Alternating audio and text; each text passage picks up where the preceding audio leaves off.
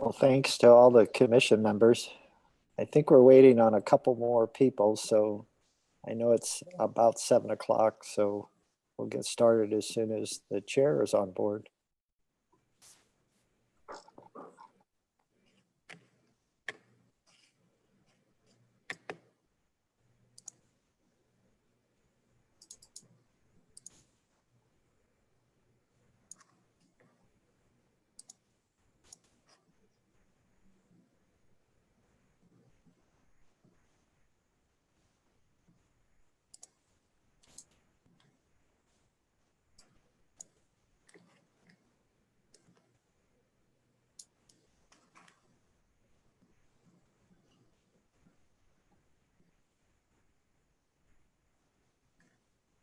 Mr. Lee, I have you in the meeting, but you're a non-video participant right now.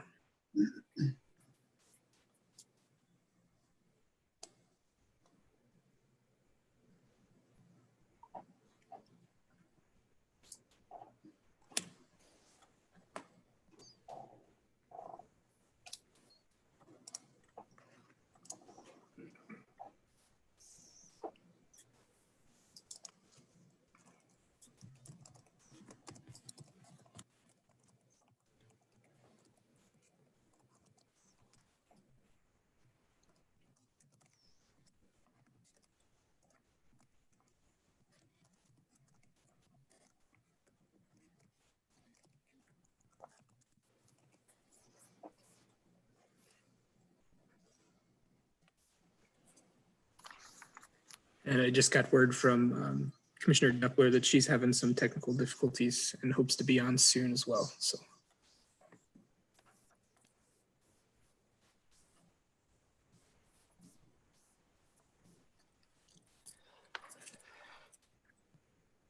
And again, with the indulgence of the commission, we'll wait till we can get as many of the commission members on board before we start, if that's okay. Thank you.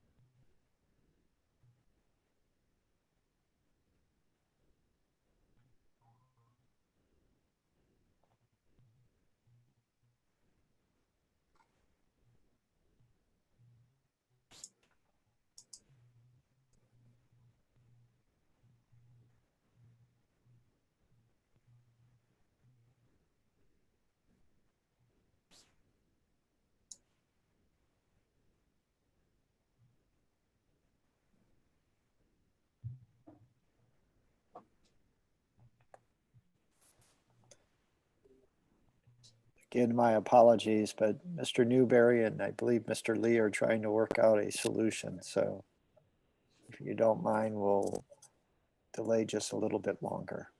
Thank you. And Mr. Vintage, do we not have a quorum? We do have a quorum, but as I say, I kind of hate to start when I know somebody's trying to get in, particularly in the case of Mr. Lee, the chair of the commission. Otherwise, Mr. Levitt, as treasurer, will be leading the meeting tonight. But we do have a quorum, sir. Thank you.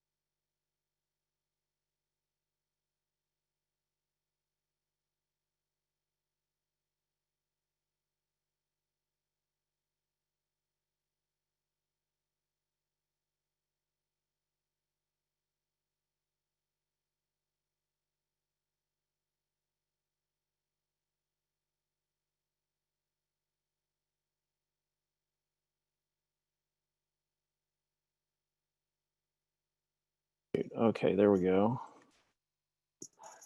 Might be getting there. Can you hear me? Can you hear me on the computer? Yes. Okay. I don't have video yet.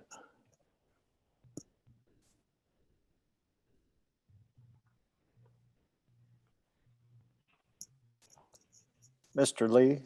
Yeah, without- why don't we without- just go ahead and get I could get us started and then I'll just wait for my video. Mr. Lee, you cannot vote on anything just on audio. There must be a video as well. Okay. So certainly you can. It says launching, but I don't, let me shut everything down and start it over again. It's not working. In the meantime, let's go ahead and get started, and then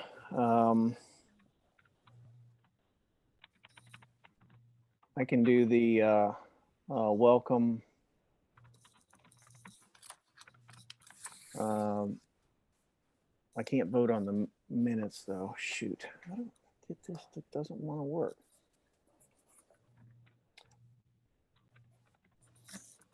Go ahead and start it. Get somebody to do the agenda and so forth, and then in the department opening remarks, if I can get back on, I will. I'm going to shut my computer down, start it over. Thank you, Mr. Chair. Mr. Levitt, as Secretary to the Planning and Zoning Commission, you have now been elevated to acting chair. Oh, wonderful.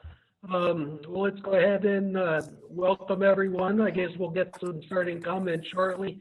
Let's go ahead and take attendance. Commissioner Helfrey, Here. Commissioner Levitt, Present. Commissioner Cohn, Here. Commissioner Broyles. I'm here. I don't know if you can hear me. Yes, ma'am. Thank you. I Commissioner, don't have any video though. Commissioner Beatty, Here. Commissioner Doppler, Commissioner Jackson, Here. Chair Lee, Councilmember Werther, Present. Mayor Boland. Thank you all. And I'm sorry, Mr. Cohn, I believe I skipped you. Mr. Cohn, Commissioner Cohn.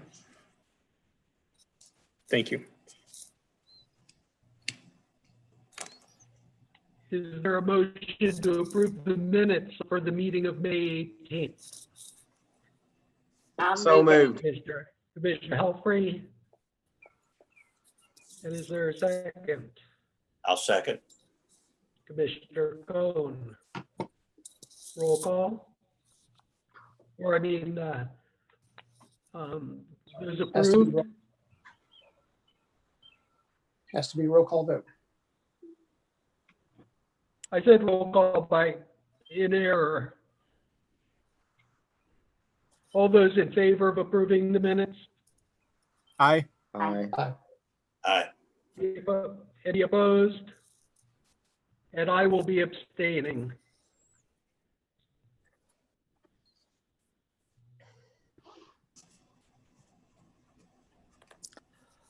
Mr. Acting Rubin, Chair, Go ahead. I believe 5-0 to 1 vote isn't necessarily a majority of the seated commission, but we'll go ahead and proceed, and if we need to bring those back in a couple of weeks, we will. Thank you. Thank you. And does the department have opening remarks? Yes, I have a couple.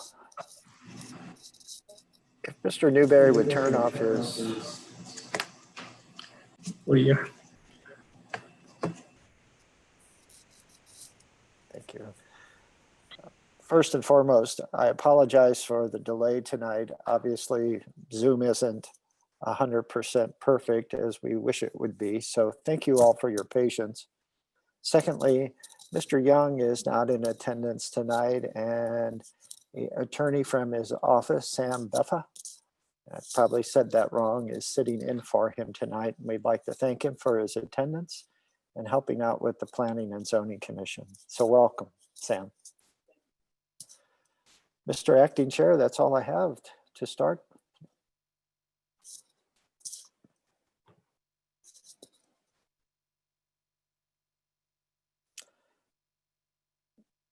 Mr. Levitt, you're muted right now.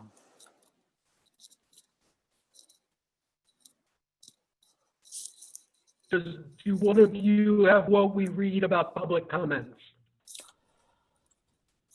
Typically, the chair just asked if there are any public comments to be offered tonight. We do have an individual in attendance here at City Hall that would like to speak and has completed a speaker's card. And then also I received a written comment, and the individual that prepared the comment would like it read into the record. I do not know if there are any attendees that would like to speak during public participation. Attendees on Zoom. So, Acting Chair, the first speaker who is in attendance tonight is Mr. David Hudson. Are we approving the agenda, Joe? We don't approve the agenda, sir. We just approved the minutes from the previous meeting. Then we'll recognize Mr. Hudson.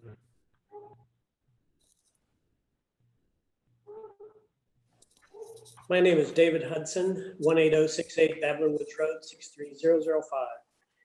I'd like to welcome the new members of the Planning and Zoning Commission and thank all members for their service to Wildwood. I have some comments about PZ 15-17 CUP project that has a history that precedes several of the newer commission members.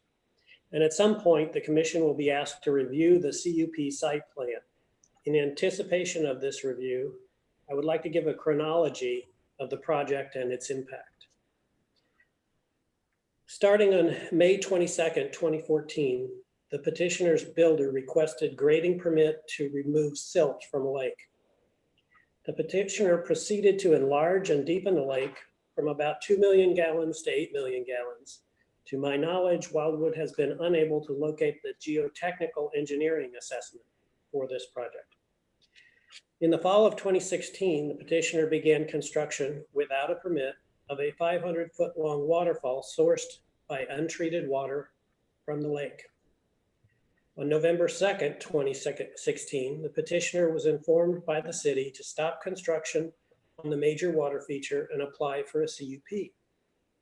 The petitioner continued construction without applying for a CUP. On May 25th, 2017, exposure to the first operation of the waterfall made my wife sick with respiratory symptoms. On June 6th, 2017, the city repeated the requirement to the petitioner for a permit before further operation. After first notification by the city that a permit was required, the waterfall construction and periodic operation continued for about a year before an application for a CUP was received. On October 25th, 2017, the CUP petition for the waterfall was received by the city. The CUP requirements included following MSD guidelines to maintain water quality. The petitioner removed the runoff filtering heavily wooded area adjoining the lake, which was not in agreement with the tree preservation plan and MSD guidelines, and replaced the trees with what appears to be an asphalt roadway. In May of 2018, most commission members smelled algae odor during the CUP site visit.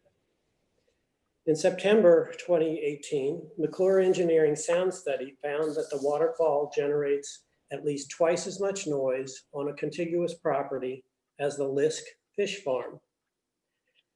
In the summer of 2019, after petitioner ran the waterfall for hundreds of hours without commission permission, the waterfall was visibly contaminated with extensive algae growth. In October of 2019, a water quality test was performed by ARDL. November 18th, 2019, per the Water Quality Monitoring Section Chief of the Missouri Department of Natural Resources assessment, water quality testing found excessive nitrogen and phosphorus nutrients, excessive algae, and harmful algal bloom microcystin toxins. Now, the petitioner does not appear to accept MSD design guidelines to address lake water quality. Microcystin toxins have been found in 2 neighboring wells, which suggests that the aquifer may be under the direct influence of surface water source. I thank the commission members in advance for reviewing the substantial information about the CUP that is available from the Department of Planning at cityofwildwood.com/734/PZ-15-17-Tom-Roberts-large-water-feature. I'm sure you will all note that down, but it is available on the website. Please add my comments to the meeting minutes and the PZ 15-17 record. Thank you very much. Thank you. Is there anyone else? Mr. Levitt, we do have 4 members of the public in attendance on Zoom. You'll allow me just to give some brief instructions. If any of those people in attendance would like to speak, if they use the raise hand feature on Zoom, we will promote them to be able to speak. We'll give that a few seconds.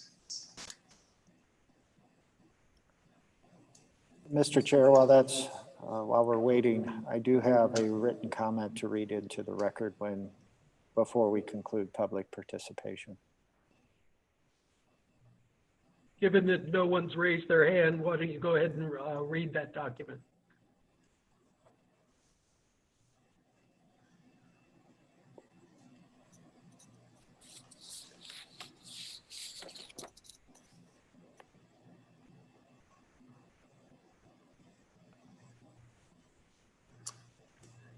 Mr. Chair, it doesn't appear as if anyone is who is in attendance on Zoom is raising their hand to speak. Let's Mr. recognize Chair, with Mr. your Moody. permission. Written document.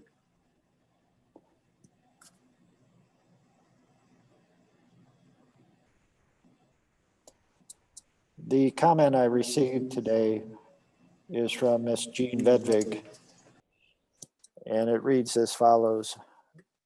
I would like to thank Commissioner Gregg Nani for her dedication and passion to seek out information to educate herself on the issue she was voting on.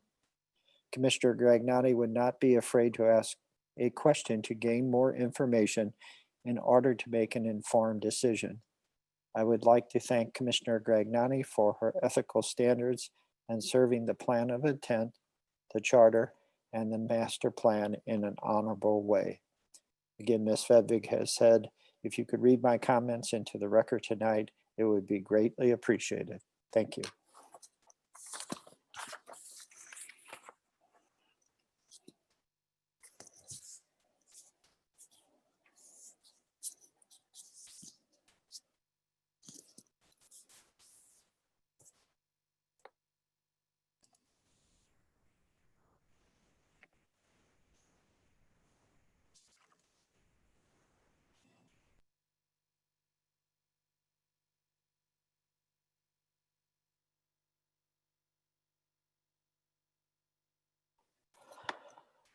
Members of the Planning and Zoning Commission, we appear to have lost Mr. Levitt, our acting chair.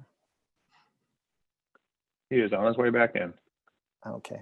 Thank you, Julian. I appreciate it. Thank you. I just got disconnected while you were reading that, Joe. I proceeded forward. I apologize. I didn't realize you were off screen until after I completed, but it is now part of the record. So thank you. Thank you. Do we want to move to old business then? With PZ 2-20? Yes, sir. PZ 2-20, Matthew and Sandra Witt. Hold on, Travis. I appreciate that. We don't approve the agendas. What I'd like to do, we're going to take up item number 1, but item number 2 would give us better background to address the item number 1, which is the Monarch Hill Court. I'd like to make a motion to address item number 2 on the agenda first, so as to give us better background before we address the Monarch Hill Court, which has been before us twice in my tenure. This is my 3rd meeting, just so I have a better understanding. And I know that Joe will go over the requirements for us to approve Monarch Hill Court. I would rather move number 2 up, and I make a motion to move item number 2 up before we address item number 1. Is there a second for that motion?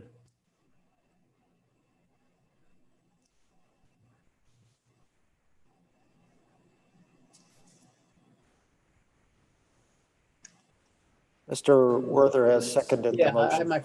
sorry, it took me a little bit to get off mute. I'm motioning my fingers here too. I'll take a second on that. And does this need a roll call or is it a simple majority? A voice vote and a simple majority would suffice, sir. Okay, all those in favor?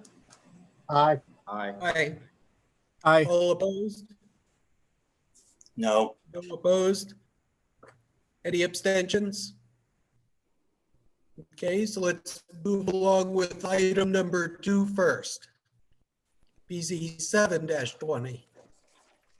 Mr. Newberry will read it into the record. And thank you, Mr. Jackson. PZ 7-20, City of Wildwood Planning and Zoning Commission, care of Department of Planning, 16860 Main Street, Wildwood, Missouri 63040. A request to review the current regulations and requirements associated with roof and ground mounted solar panels and how such petitions for installations are processed by the Planning and Zoning Commission and City Council. The current regulations and requirements were approved by the City of Wildwood, Missouri in August 2014 and intended to ensure that such installations would have limited impacts on adjoining property owners and publicly owned sites, while also preserving important woodland areas and grand tree specimens within the community. These existing regulations and requirements are applicable in all residential zoning district designations, R districts, including the NU non-urban residence district, all wards.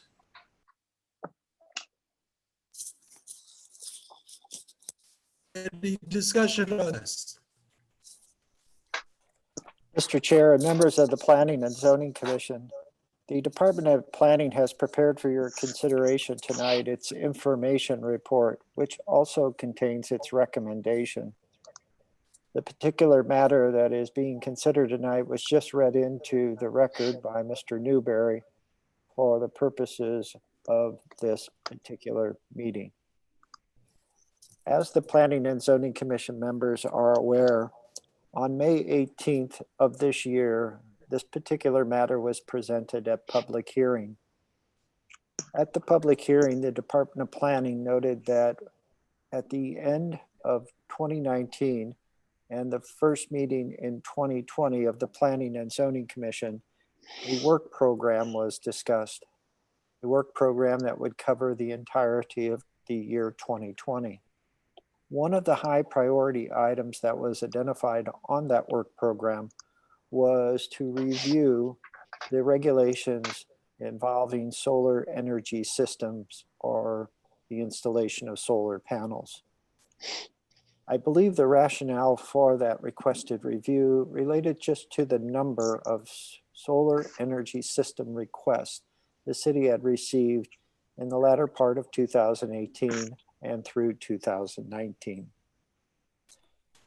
As we approached almost mid-year, the Department of Planning prepared the advertisement for such review, posted the advertisement, and again, the Planning and Zoning Commission held the public hearing on May 18th.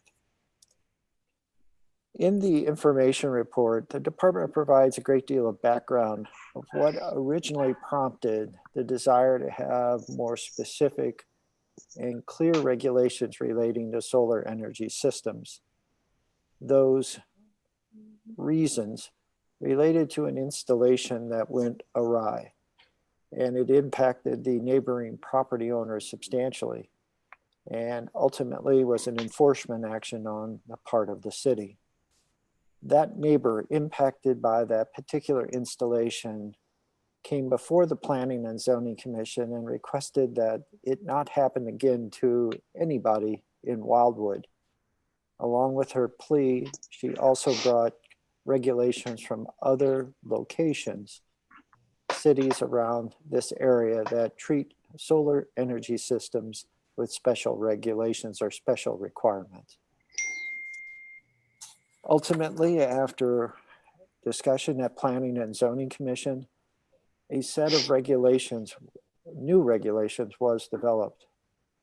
Key amongst those were the differentiation of those that are roof mounted and not visible from the street, and roof and ground mounted ones that would require a conditional use permit.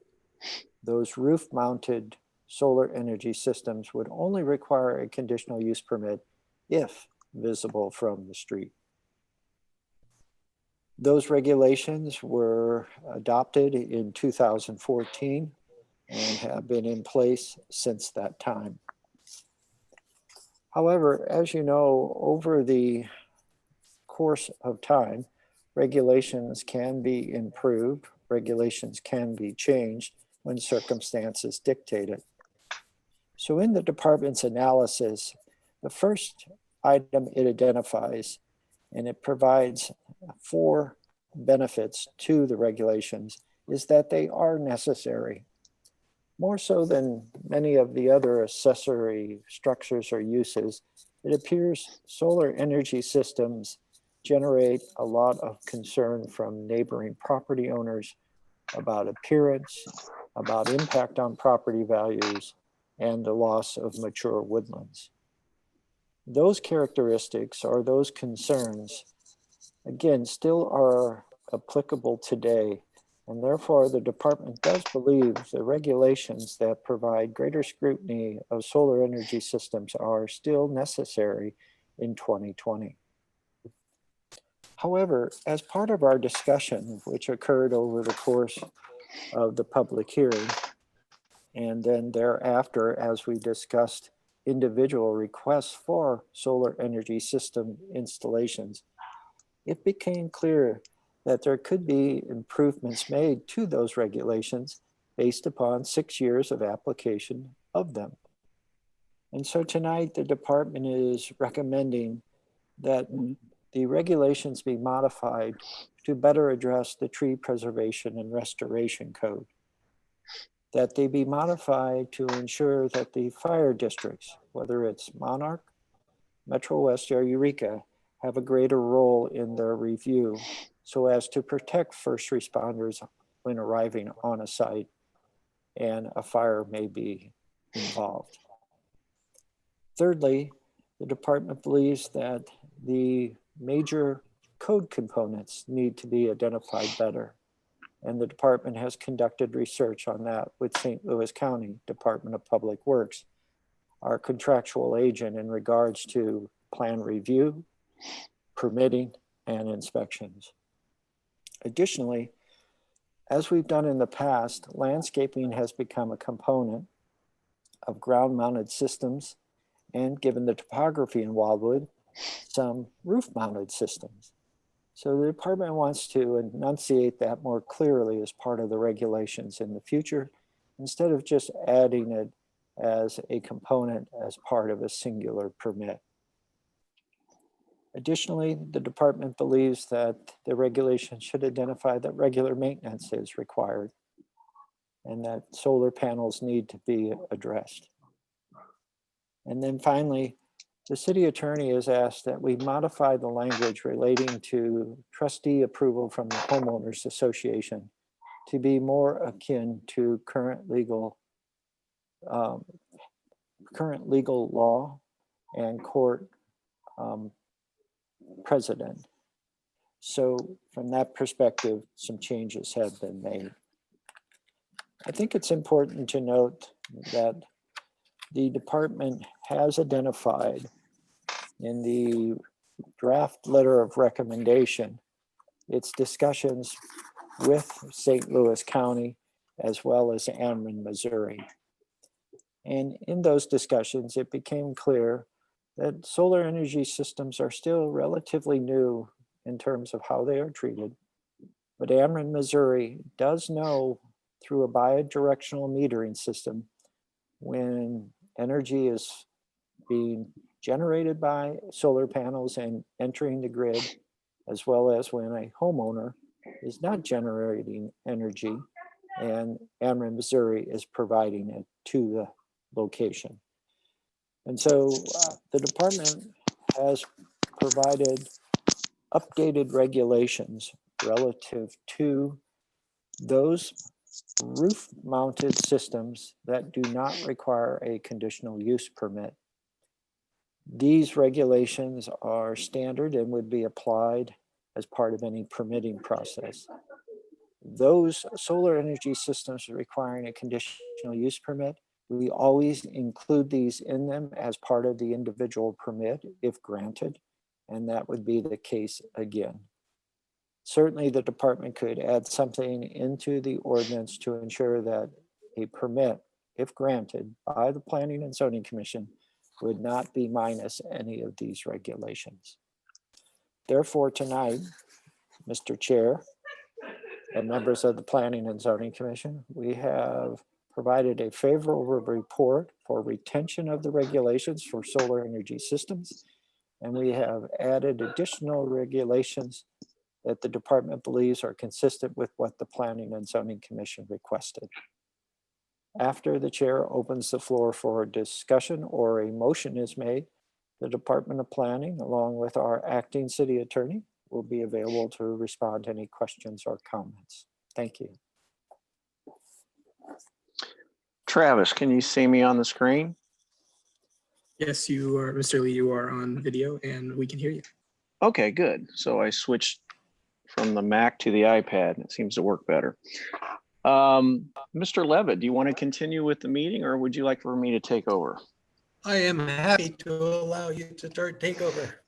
Okay, thank you. Excuse thank me, you. Travis. This is Elizabeth. I still do not have video.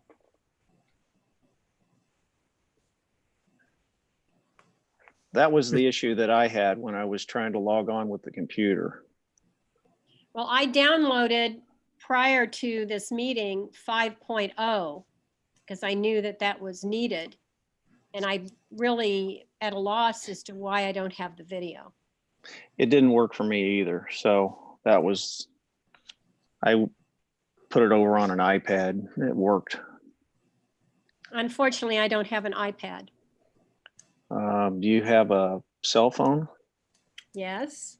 Maybe try to download the app with that and see if that will boot. There's something wrong with the drivers or something on Zoom. Mm.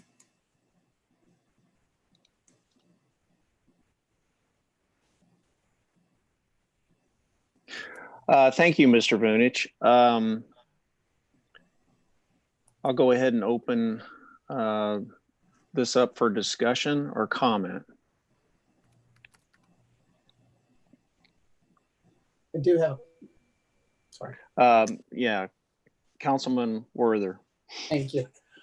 Mr. Vunich, and I realize this question may be more of sometimes you use the phrase adding suspenders to the belt, as it were.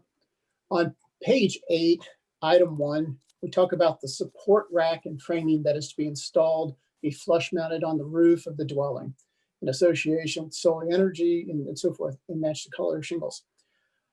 In reading through some of the other supporting materials that were provided by the department, there were a couple mentions of regarding flat roofs that in the instances of a flat roof, that the solar panels must be obscured or not invisible from street or ground view. Is it necessary, in your opinion, to perhaps consider adding something along those lines to our current regulations? Again, I kind of go back to the suspenders and belt analogy just to kind of get the discussion going about it. With the permission of the chair. Yes, Mr. Vunich, go ahead. Councilmember Werther, if a particular building has a flat roof situation, for the most part, if it would be visible from the adjoining or adjacent street, it would require a conditional use permit. And then we could include, as part of any permit review process, specific regulations to address that visibility, the angle of the mount versus flush mounted, etc. But certainly if the commission as a majority would like that to be flushed out, no pun intended, better, we certainly could. Thank you, Mr. Bunich. I think for the intent of this, this is the ordinance that would allow someone to go to staff and obtain staff approval if all of these items are applicable and can be verified. If they cannot be verified, then it comes back to planning and zoning for these special use, conditional use permit. So Councilman Werther, this is the go to avoid us language, if that makes sense. And if they can't satisfy this criteria, then it's to be presented to us for an opinion. I understand. I just, as I'm reading other submitted materials, I thought, okay, I wonder if this would be worthwhile to consider, and just wondered the department's opinion as we move forward. Are there any other discussion points? I cannot see the whole commission on my screen. So if Shirley, if you anybody don't mind, I'll okay. I'll assist. Commissioner Hopefrey has her hand up. Okay, Commissioner Thank you, Helfrey. Thank you, thank you. So Joe, I have two questions for you, and then if you don't mind just answering them, I would appreciate it. The first question is that on number 3 on page 8, you said that it was changed, the wording was changed to go with current law. And so I'm just curious what that current law is, because if the HOA says no, then what does the city do if the HOA declines to allow someone to do put these solar panels on the roof? So what is the current law on that? And then my second question is number 4. Maybe I'm reading this incorrectly, but I read it that it says that the removal of any grand tree. And so does that allow homeowners to remove any other trees if they're not grand trees? Because if so, they could go in and wipe down a bunch of trees. So those are my 2 questions. If you could address those, I certainly would appreciate it. Thanks, Joe. You're welcome, Commissioner Helpfrey. And I'm going to depend on our acting chair as well, acting city attorney, pardon me. In discussions with City Attorney Young, he made it clear that indentures that are filed with a plat are private restrictions on the property, and the city cannot enforce private restrictions. So from the perspective of our city attorney, and this is something the Department of Planning has practiced for 25 years, if a subdivision through its indentures has more restrictions than what's required under the underlying regulations of the zoning ordinance, we do not enforce those for the homeowners association. We can't. So in this case, City Attorney Young has asked that we address the verification process of notification, and if notification is not provided and verified, then it comes to the Planning and Zoning Commission for comment. So we're making sure that the homeowners association knows, and hopefully by being notified and the homeowner working with the trustees, a solution is always found.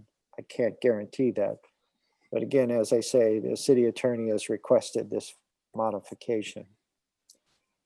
Secondly, in terms of item 4, we have put a lot of emphasis of late on grand trees because they are the larger of the largest, the maturest of the mature, and those that add the greatest amount of character to a lot and to the surrounding lots.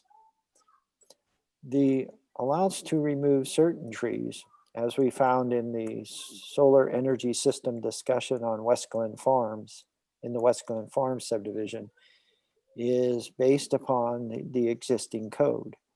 And so there isn't a free rein given to a property owner to remove woodlands or trees if they are not grand in nature.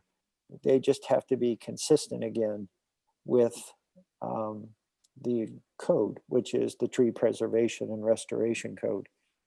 The acknowledgement here is, again, the restoration component of a grand tree, meaning we get something in return if something is removed of a grand nature.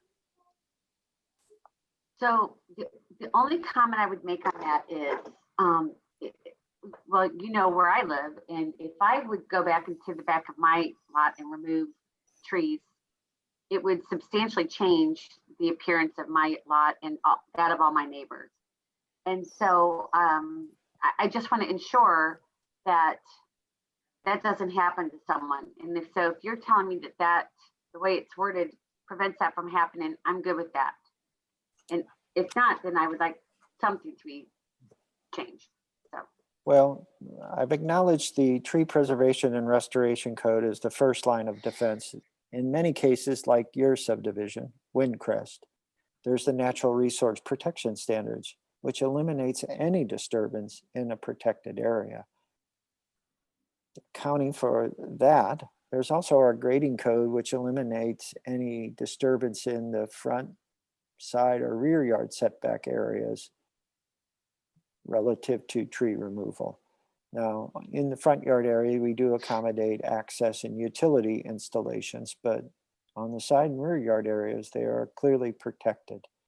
So we have 3 tiers of protection. So for the most part, individual trees can be removed. We allow it in most instances across the city, but we always have the knowledge that if it's a grand tree, we require restoration.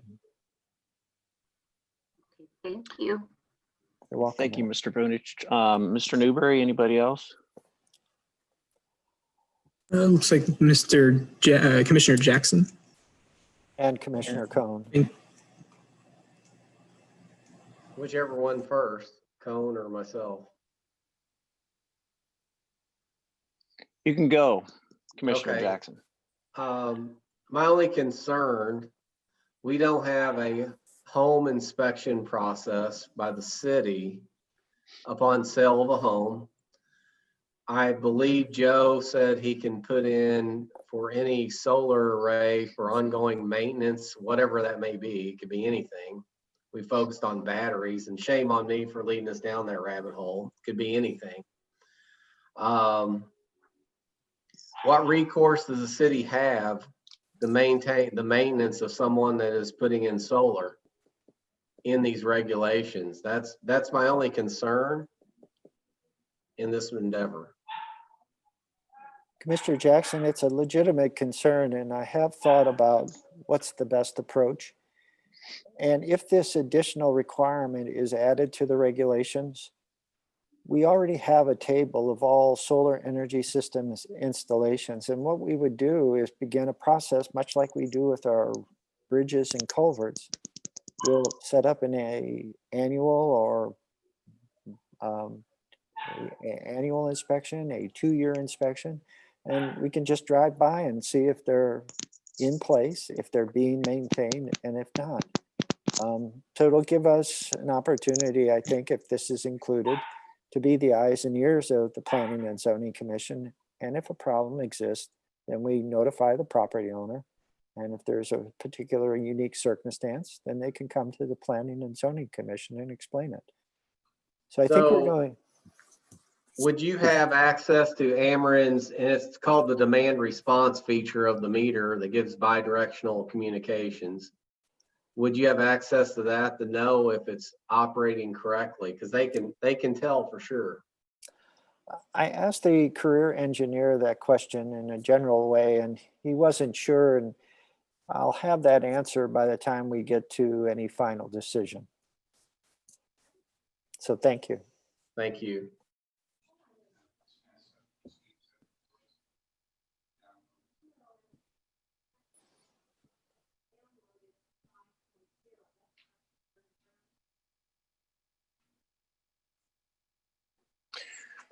Thanks, Mr. Vunich. I'm sorry. I'm trying to get to where I can hear.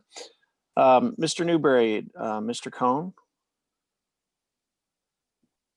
Yeah, when the subject came up of flat roofs, it struck me that typically you only see a flat roof on commercial property.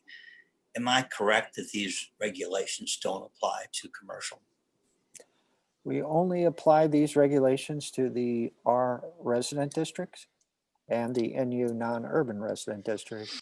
Commercial districts, as you know from experience here in Wildwood, Mr. Cohn, we generally have a site-specific ordinance. And in many of those site-specific ordinance, we encourage energy efficiency and the use of alternative energy sources. Mr. Beatty. Well, as I kind of relayed last time, I'm mostly of the opinion that solar panels should kind of be encouraged, and so I was just curious if there was any opinion on, say, if a homeowner who would need to come for a CUP is in an HOA that approves it, could that be an administrative decision rather than a CUP? We cannot allow an outside authority to make decisions relative to regulations adopted by the city. So certainly having the HOA support, the homeowners association support, is a big positive, I think, for the department as well as the Planning and Zoning Commission.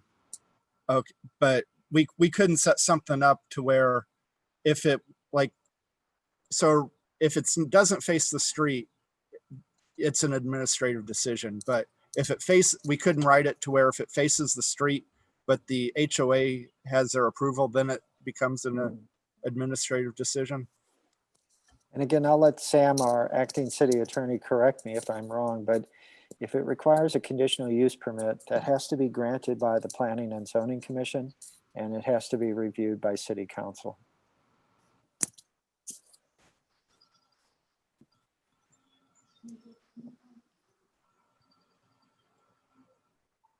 Right, and Mr. Bunich would be correct. City can take into account the HOA objections and comments, and they can still require the HOA notice be provided.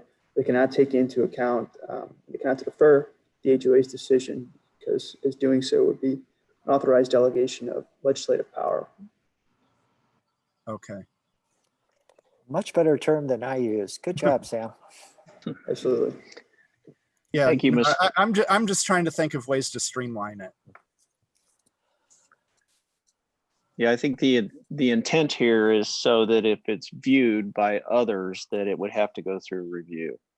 Mm-hmm. And then if there is no opinion, then, we can consider that as well. Mr. Newberry, do we have any other comments? I'm looking here at gallery view of all the commission members, and I'm not seeing anybody raising their hand. Okay, if no other comments, we didn't have any motions to revise anything, so we'll move into a roll call vote. Mr. Chair, we do not have a motion on the floor right now. The matter was just open for discussion. I'm sorry, it must. I'll move to approve the regulations. Okay, Commissioner Beatty, motion and a second. Second. Commissioner Cohn. Mr. Newberry will go into roll call vote.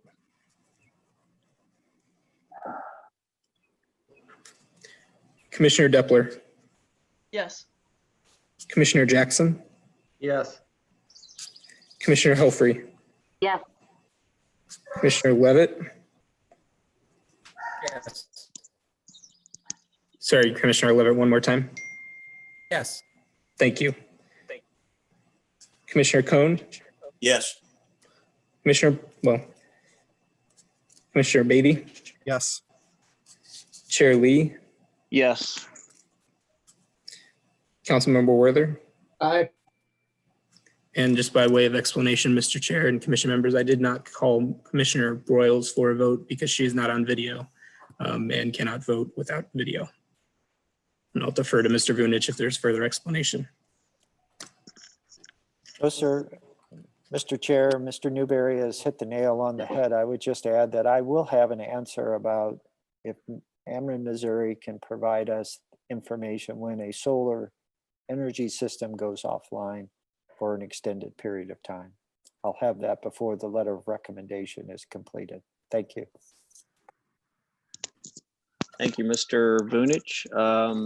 Moving on, Mr. Newberry, will you read PZ 2-20?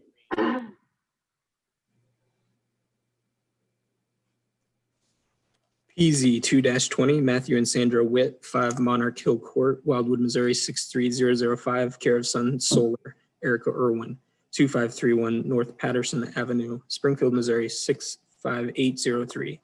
A request for a conditional use permit in the NU non-urban residence district, street address 5 Monarch Hill Court, locator number 19X640135, for the installation of ground-mounted solar panels upon this 3.89 parcel of land, which is located on the west side of Monarch Hill Court, north of Wild Horse Creek Road. This request is to be reviewed in accordance with Chapter 415.090 NU Non-Urban Residence District regulations of the City of Wildwood zoning ordinance, which establishes standards and requirements for the installation of solar panels. The requested permit is required due to the proposed solar panels being of a ground-mounted design type, Ward 1. Thank you, Mr. Newberry. Mr. Vunich. Thank you again, Mr. Chair. Mr. Chair and members of the Planning and Zoning Commission, the Department of Planning has prepared for your consideration tonight the draft letter of recommendation regarding the matter Mr. Newberry just read into tonight's record. This particular item began with a public hearing on April 6th with the action of the Planning and Zoning Commission on the Department of Planning's report on May 4th of this year. At that May 4th meeting, the Planning and Zoning Commission recommended and moved forward with authorization for the ground-mounted solar energy system in conjunction with this 3+ acre lot. As part of that action, a set of conditions was created to ensure consistency with past actions relative to ground-mounted solar panels, protection of the surrounding area, and preservation of the existing woodlands to the greatest extent possible. During the discussion of this particular petition, issues were raised regarding first responders, protection of woodlands, and other items. Tonight, the draft letter of recommendation in terms of Attachment A, the report, remains unchanged, but in Attachment B, the conditions, the department has added additional items relating to the regulations that were just discussed relative to the solar energy systems. So as you can see on Attachment B, conditions, page 11 of the packet, the department in item 3 has required not only St. Louis County Department of Public Works review and action, but also in this case, the Monarch Fire Protection District. Again, wanting to ensure that first responders are aware. Secondly, on item 5, it does say that no additional trees or woodlands can be removed unless authorized by the Planning and Zoning Commission. So again, with a conditional use permit, the Planning and Zoning Commission can make decisions on individual trees or woodland areas. Number 6 is a term that I see used a great deal in the language associated with solar energy systems. This affects the batteries and their end of their useful life. I just thought it was a clarifying comment. And then finally, the issue of review after 10 years and notification if the solar panel and solar energy system is abandoned, removed, or otherwise not operational. And we've talked about how that might proceed either through Ameren, Missouri, or an inspection program by the City of Wildwood.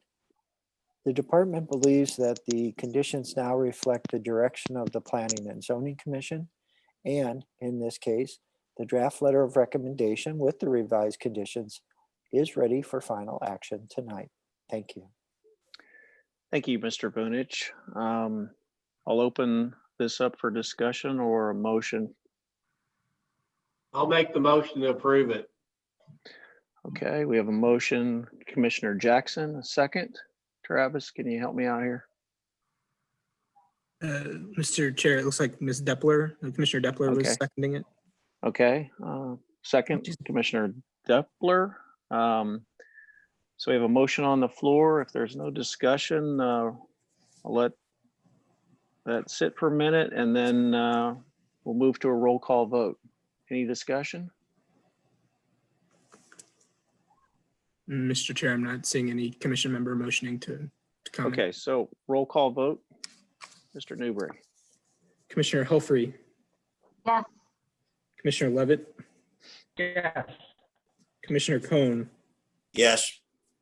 Commissioner Beatty, Yes. Commissioner Deppler, Yes. Commissioner Jackson, Yes. Chair Lee, Yes. Councilmember Werther. Aye. Thank you all. Okay. We do not have any new business items, but we do have a site development plan. Mr. Newberry, are you reading this or Yes. Joe present? Okay, go ahead. I'll read it into the record, Mr. Chair. A recommendation report by the Department of Planning on a site development plan for the installation of an equipment shelter in support of Bay's ET effort to bring fiber to the home for high-speed internet access at one of the city's internet pole locations, east side of Old Wild Horse Creek Road, south of Wild Horse Creek Road, NU non-urban residence district, supporting its placement at this selected location in accordance with all regulations in this regard. Ward 1. Thank you, Mr. Newberry. Mr. Vunich. Again, thank you, Mr. Chair. Mr. Chair and members of the Planning and Zoning Commission, if you are not aware, the city of Wildwood is unique in that it has a large area of its acreage that is considered rural. Rural by the standards of the improvement levels to roads and streets, rural in the nature of availability of utilities, and rural in the nature in terms of just the density and the character of the land. That rural nature makes Wildwood very unique from any other municipalities in the St. Louis metropolitan area. But it also has created a major issue in terms of high-speed internet access. Many of the companies, the internet service providers that offer high-speed internet access do not provide service in the rural areas of Wildwood due to the low density nature of it and the lack of the necessary number of customers. Since December of 2007, the city, along with a volunteer committee, the Rural Internet Access Committee, has been working on this problem. In 2013, after almost 6 years of work, 2 wireless providers were identified, and those wireless providers began providing internet access to unserved areas of Wildwood, defined as rural, in 2014. As that wireless service was rolled out over the years, it became apparent that the internet was advancing more quicker than wireless technology. Wireless technology is impacted by weather, trees, hills, valleys, and a number of other characteristics. Ultimately, the city of Wildwood began looking at other options to serve the rural areas of Wildwood. And one of those options that became clear as being future-proof was fiber optic to the home. Bay's ET realized this as well and began a couple of pilot programs, one in Franklin County and one here in the city of Wildwood, of extending fiber to the home. So instead of 15 megabit download speeds, people now with fiber to the home are receiving 300, 400, 500 megabit download speeds, a vast, vast improvement. Over the years, 2 areas in Wildwood, specifically Ward 1, the Shiloh and Homestead Estates subdivisions, have struggled with internet access. In fact, the city of Wildwood installed an internet pole for a wireless provider in Homestead Estates subdivision, but it's never achieved the level that was hoped in terms of speeds, latencies, and service extent. Bay's ET is now ready to move forward with extending fiber to the home to those 2 subdivisions. The extension would follow Wild Horse Creek Road north to Rieger Road east to the two subdivisions that are located off Rieger Road. This will bring them into the digital age. To facilitate that service, an equipment shelter is needed at the location that's been described in the posting, Old Wild Horse Creek Road, Wild Horse Creek Road. The site is an acre of ground that the city of Wildwood owns. Part was purchased from McBride and Son Homes as public space. The other was donated by McBride and Son Homes as public space. A 100-foot internet pole owned by the city is already located on the property, and the intent would be to add an equipment shelter in its vicinity. The equipment shelter will act as the backhaul location for the fiber to the home system. The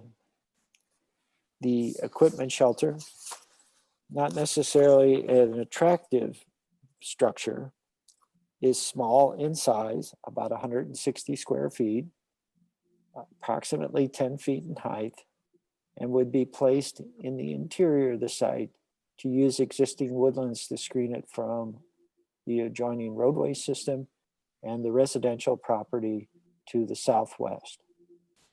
As part of this discussion, the department requested that a cross-section detail be provided showing the existing residents, the location of the shelter, the woodlands, and the impact it would have. And as you can see on section AA, the shelter will not be visible from the adjoining residents. The department is requiring an asphalt surface for access, a entry area that complies with City of Wildwood standards, and for the most part, no lighting and no signage. The intent is to tuck the shelter into the woodlands, and from that shelter, bring portions of Wild Horse Creek Road, Rieger Road, Shiloh Subdivision, and the estates at Homestead Estates into the 21st century. This is a small step, but a necessary step. The site development plan has been reviewed by the Department of Planning, and the shelter complies with all setbacks, height requirements, and other regulations of the NU non-urban resident district. And the department is respectfully requesting a favorable action on the site development plan at tonight's meeting.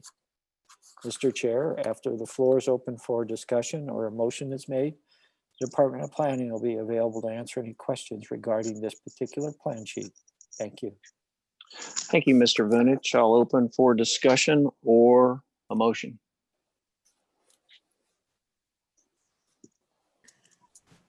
Chair Mr. Lee. Newb.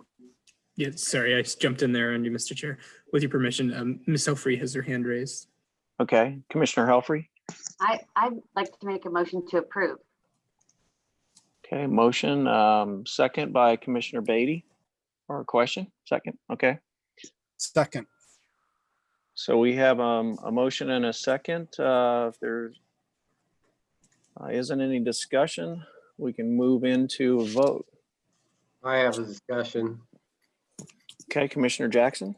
We have an existing RFP out right now, and who knows where it's going to go. There's several options. I'm on the Rural Internet Access Committee, so I've seen it, and it's not public yet. There's questions by the consultant. They're getting verification. So my question to Joe, if for some reason another provider is selected in the RFP process at the end of the day, would there still be room on this site for other companies to host a telco hotel, for lack of another word? And I have no objections to approving this, by the way. I just want to make sure that anyone else can also co-locate or build their own facility there. It's a very good question, Commissioner Jackson. The site is an acre in size, and I think between the shelter and the access area, we're using just a small percentage of it. The property was donated and purchased by the city for the purposes of public use, and I believe there'll be ample space there if another provider or providers would want to install equipment at that location. It lends itself well to it. It's easy to access. And given the topography and road elevations, I think we could use it and not impact the area as well. So I would answer your question as yes. Thank you. Thank you. So we have a motion and a second. Sorry, Kim, may I ask a question? Sure. Councilman Werther. Thank you. Normally I stay out of these particular items for obvious reasons because I'm employed by AT&T. Given the size of this proposed shelter, 10 by 16, and kind of relates to the prior question, is there an ability to go ahead and have co-location within this particular shelter? Just knowing what I know about the equipment and so forth, and Commissioner Jackson probably realizes that as well. There's probably plenty of room in there for a number of providers, depending on what they want to bring to the city. So I don't know if that's part of the agreement with Bays in this regard or not, but it may be something to at a minimum explore or understand before proceeding too much further. Well, in response to your question, Councilmember Werther, the existing agreement with Bays ET as well as Whisper ISP does not give them sole control of any of the internet poles, nor in this case, sole control of the property owned by the city of Wildwood. I do not have an answer to your question relating, would Bays ET allow another provider to share the interior space of the proposed shelter? I would have to ask the owner of Bays ET to provide that answer. I'm sorry. Mr. Vunich, can we even ask that question? I think a site development plan is just for the footprint of the building.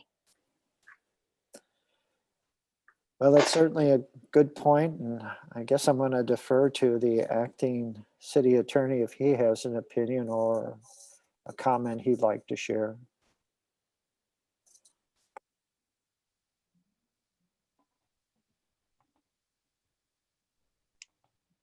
Right, with respect to the question posed, the site plan would be limited to the questions provided by ordinance and the access for high-speed internet would not be one of those questions, so it would not be permitted. Thank you, Sam. But I will assure the Planning and Zoning Commission, I will ask Mr. Bay that question. Mr. Bay has been very cooperative with the city over the years, and I will ask him and then provide you an email with his response. Do we need to have that question answered before we take this motion up and vote? Well, certainly the Planning and Zoning Commission is never under a requirement to proceed if they have outstanding concerns, questions, or just need additional time to visit the property, so to speak. So postponement can be considered. The next meeting is 2 weeks away, and I'm certain I could have the answer by then. So I'm happy to be very fluid in parliamentary procedure, but I've read a lot of boards and I do it. So a way to do this, I could offer a motion, and this is to the chair. I could offer a motion to table. And if that motion is approved until we get this answer, then a motion will be made to untable it, because in parliamentary procedure, technically, if you vote no because you're waiting on an answer, then it's killed at that particular point, but we're very fluid. So I'm happy to offer a motion to table until Joe gets the answer to this. And then we could table it. Then we can make a motion to untable it once we get the answer and then vote on the matter. That's up to you, Mr. Chair. Yeah, I can appreciate your concern. I think what we're dealing with is a footprint of a building with the site development plan. And to Councilman Werther's question, you could probably put 3 occupants inside this building, but that would be a real estate transaction deal between the provider, and it doesn't have anything to do with the site plan as far as the site development plan is concerned. I mean, we're basically voting on a shed. It's going to be located on a site. The use is for internet, and that's it. Doesn't really play into how many internet providers can go into the shelter. That's a private deal with the builder of the shed and the internet provider. So I'm not inclined to do that. We can open this up if you want to, and take a vote, but I don't see what this does. I'm happy to play it however you would like to, Mr. Chair. The downside to this is that we'd have another provider come in and want another 16 foot by 10 shed with very little equipment in it. So if there was an addendum made to this, we would have to, we could say we could open this up for a second provider to use the building at the discretion of the, it'd be the provider of the building, so to speak. I don't know how we would word that though.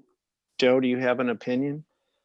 Mr. Chair, our model telecommunications ordinance, which we adopted back in 1996 and then updated recently per federal and state legislative changes, we require co-location on telecommunication towers, meaning if a AT&T, Verizon, Sprint were to install a tower, we mandate that they make space available for other providers.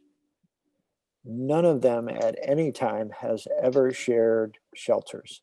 So we'll have, in the case of the Marinist Retreat Center, 5 providers on it, and inside the screen wall, there are 5 shelters or 5 pads that have equipment. So I think sharing the shelters is not general practice. But again, it's probably for security reasons and so forth. So, but again, I would be glad if it is tabled. I would be glad to get that answer from Chris Bay, the owner of Bay's ET.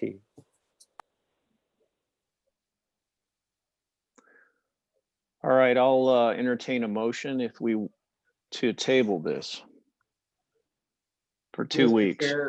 Mr. Chair, would you like to go that route, or we're very inflexible? I'm happy to do it, however. I don't think the answer will change, and I think that you'll probably hear that they want their own building for security reasons. So if another party were to come out here, they're going to want to construct their own equipment shed, and the size is going to be proposed based on what they want to obtain. So is there plenty of room, Joe, on the site for anyone else or multiple providers? There is ample room given the size of the shelter at 160 square feet. The site I don't is think it's a big concern. Councilman Werther, do you want to make a statement here, or shall we just move? Then the commission can move forward as it pleases. Obviously, I'll be abstaining on any vote. I wanted to make sure we understood, though, the possibilities here of a shelter. And after Commissioner Jackson's comment and question about space for another provider, I was thinking from the standpoint of less is better in terms of anything going on a site. Co-location is something that's mandated in a number of facilities in the telecommunications industry. And I was just wanted to ask the question, raise it up. So, and to your point, Mr. Chair, it's not really, I could say, pertinent to the site development plan question. It's more a matter of practice. And I think Mr. Bunich actually has probably more flexibility than he may realize with the site and requiring co-location in the future if they so desire it. Okay. Let's move this into a vote. We have a motion from Commissioner Helfrey and a second from Commissioner Beatty.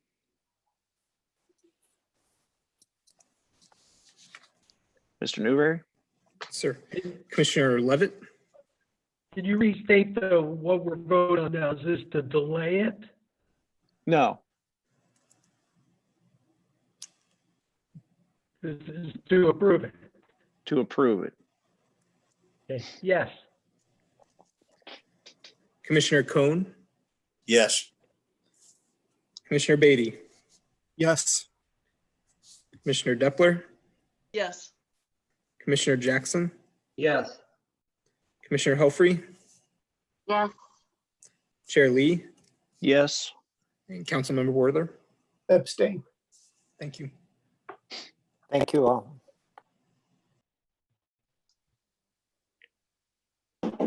Okay, we have one other item for consideration. Mr. Newberry.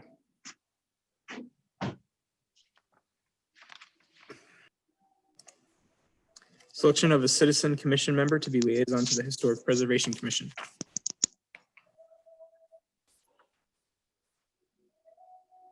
Mr. Chair, with your permission, Go ahead, Mr. Vunich.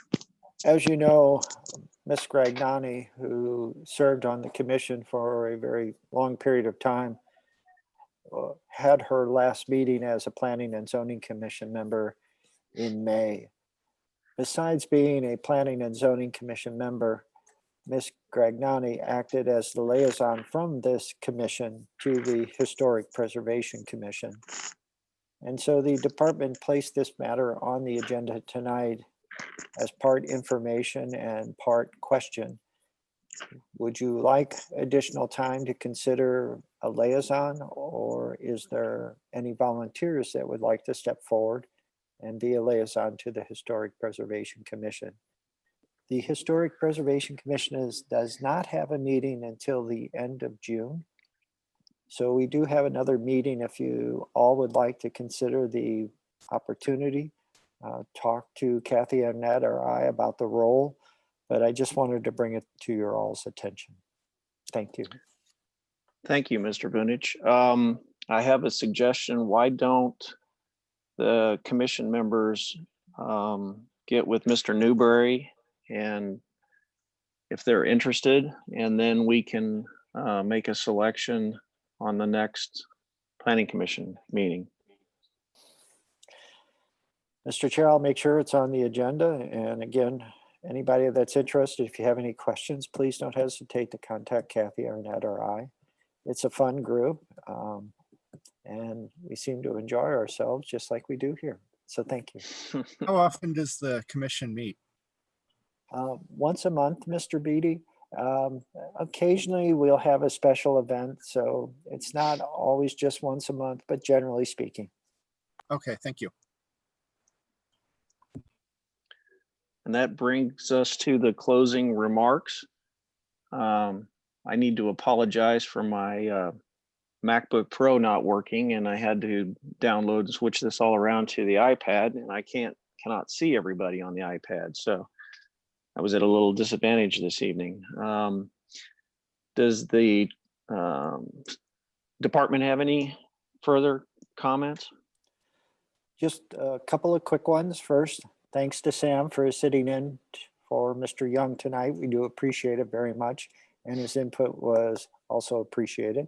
And to all of you, thank you for accommodating the delay. Thank you all for serving, and thank you for being here tonight. We can't do it without you. Can I have a motion to adjourn? So move. Commissioner Beatty, second. Second. Okay. All those in favor say aye. Aye. Aye. Aye. Opposed? Abstentions? We are adjourned. Thank you, everybody, and we'll see you in a couple weeks.